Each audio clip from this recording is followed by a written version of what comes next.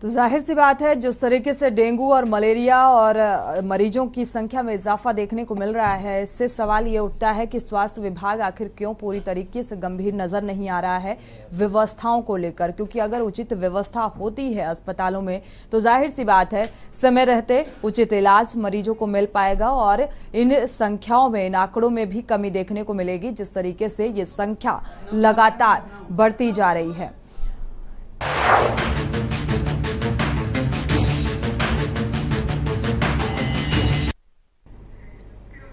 Break से वापस आ रहे हैं। मुद्दे की बात यह कि लगातार डेंगू और मलेरिया के मरीजों में इजाफा, लेकिन स्वास्थ्य प्रबंधन की बदहाल तस्वीर सामने आती है और सवाल उठता है व्यवस्थाओं को लेकर कि आखिर क्यों उचित व्यवस्था नहीं की जाती है, जिसके चलते इस तरीके की तस्वीर सामने आती है और मरीजों को अपनी जान से हाथ गंवाना पड़ता है।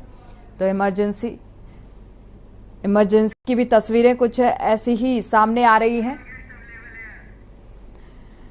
और फर्रुखाबाद, कानपुर की तस्वीरें भी आपके साथ साझा करते हैं। यहाँ से हमारे संवाददाता ऋषि सिंगर फर्रुखाबाद से जुड़े हुए हैं, जहाँ से लापरवाही भरी तस्वीर ये सामने आ रही है और कानपुर की भी तस्वीर साझा करेंगे।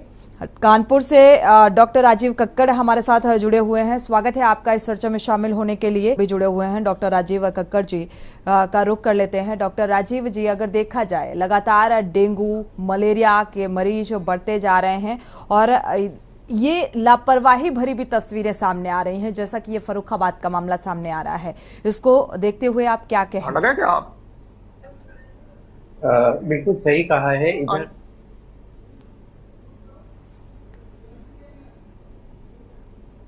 अनम्यूट है हमारा जी।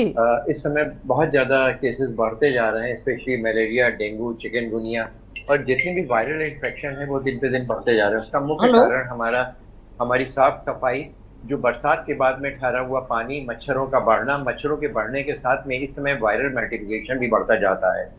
क्योंकि इस समय बरसात के बाद में ठीक से अगर साफ सफाई ना हो, केवल जो नालियां में पानी भरा हुआ है हमारे घर के बाहर बढ़ा हुआ है, गर्मी की खत्म हो गई है, गर्मी ऑलमोस्ट खत्म हो रही है, कूलर की टंकियां खुली हुई हैं, उसके अंदर पानी रुका हुआ है, उसके अंदर मच्छरों का पनपना, लार्वा का पैदा होना और लार्वा के द्वारा जो मलेरिया और डेंगू है वो एक स्थान से दूसरे स्थान उनके काटने के द्वारा होता रहता है। अब प्रश्न ये उठता है कि ये इस समय ज्यादा क्यों बढ़ रहा है। उसका मुख्य कारण हमारी साफ सफाई है। थोड़ा सा ध्यान, ये जरूर बात सही कि गवर्नमेंट की रिस्पॉन्सिबिलिटी है, लेकिन कुछ रिस्पॉन्सिबिलिटी हम लोगों की स्वयं की कि हमारे घर में, हमारी छतों में, हमारे बाहर वरांडे में कहाँ पे कोई पानी इकट्ठा तो नहीं है। अगर पानी इकट्ठा है तो उसका समुचित व्यवस्था करनी चाहिए। अगर घर के अंदर या आसपास कोई अगर डेंगू का मरीज है तो उसको आइसोलेट करने का मतलब ये नहीं कि उसको अलग कर दिया जाए, कम से कम उसको मच्छरदानी के अंदर रखा जाए, जिससे उसको काटने के बाद में वो मच्छर, एक मच्छर अगर 10 आदमियों को काटेगा तो 10 आदमियों को वो वायरल इन्फेक्शन होगा। तीसरी चीज है हमारी इम्यूनिटी, प्रतिरोधक क्षमता।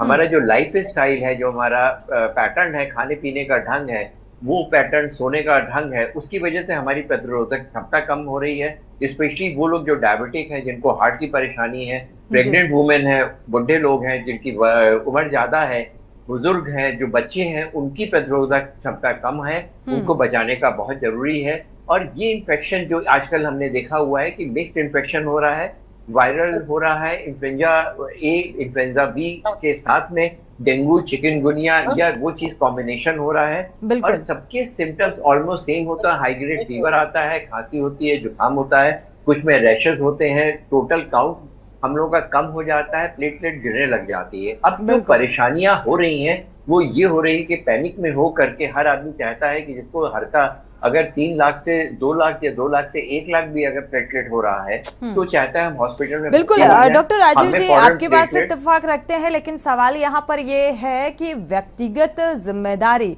ये है कि अपने आसपास, अपने घर में सफाई, साफ सफाई रखें, जिससे ज्यादातर बीमारियों से बचा जा सकता है। लेकिन अगर डेंगू किसी मरीज को है, मलेरिया किसी मरीज को ऑलरेडी हो गया है, वो अस्पताल पहुंचता है और अस्पताल में समय रहते ना तो बेड अवेलेबल होता है या समय रहते जिला अस्पतालों का जिक्र करें तो लापरवाही भरी तस्वीर सामने आती है। तो ऐसे में कई बार ये बात भी निकलकर सामने आती है कि प्रॉपर स्टाफ की कमी है। तो इस शासन स्तर पर इस बात को लेकर गंभीरता क्यों नहीं नजर आ रही?